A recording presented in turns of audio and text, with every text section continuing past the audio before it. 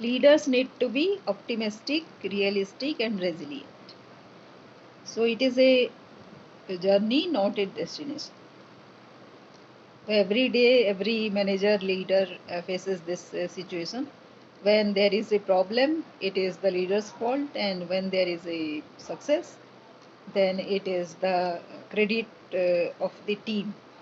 So the leader is always um, on the back side of the main stage, backstage.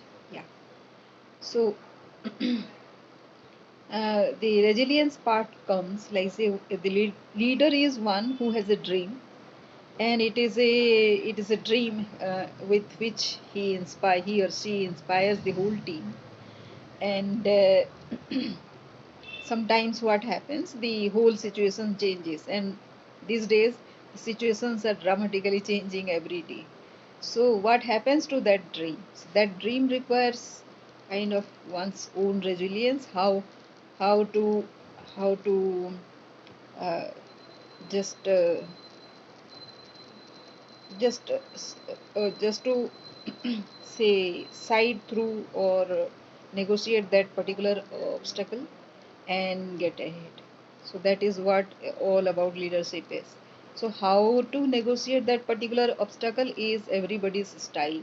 So every leader has one's unique style, and that is how. So it cannot be taught to a particular leader to follow this or that style, and they have to devise their own style. They have to follow their own intuition and their capability to get ahead and lead the team also. So so sometimes what happens, if you reverse engineer your goal, then the particular task today, on this day, or at the end of this particular period, might seem to be very unrealistic. So that is how this goal has to be readjusted according to the circumstances, and that is how a leader has to be very realistic about that, and resilient also. So whatever goal has been set in the beginning, that goal has to be followed up as far as possible in that particular time. So that is what the credit of that leader. But there can be certain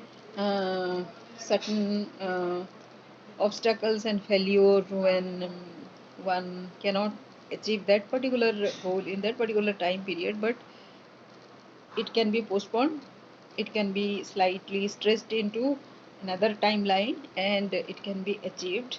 And with that learning experience, one can actually win through the subsequent goals. So at the end of one particular goal, there has to be another goal, smart goal, and those goals together actually reach to a dream. So that is how a goal is mastered, conquered, and then one moves on. So uh, it is like that. And when things go wrong, although it is kind of a leader's fault, and it is treated as a leader's fault, but it is not actually the leader's fault altogether. There are so many things, like say if we take the example of COVID, then so many things are beyond our control. So um, that is how these leaders cannot be blamed.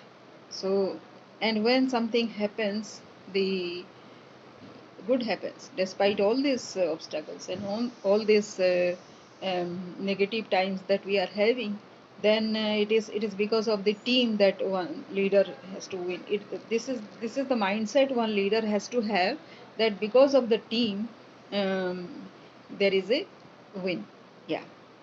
And the leader has to realize, and it is a hard truth, that he cannot actually help everyone, but the majority should be helped out. So like say he has to think through how the entire team has to be taken in a bunch, and they would be assigned, allocated their time, their task, their goal, everything, so that the low performing person can also be accommodated for some time till he regains his or her confidence to contribute the best. So that is the role of the manager. And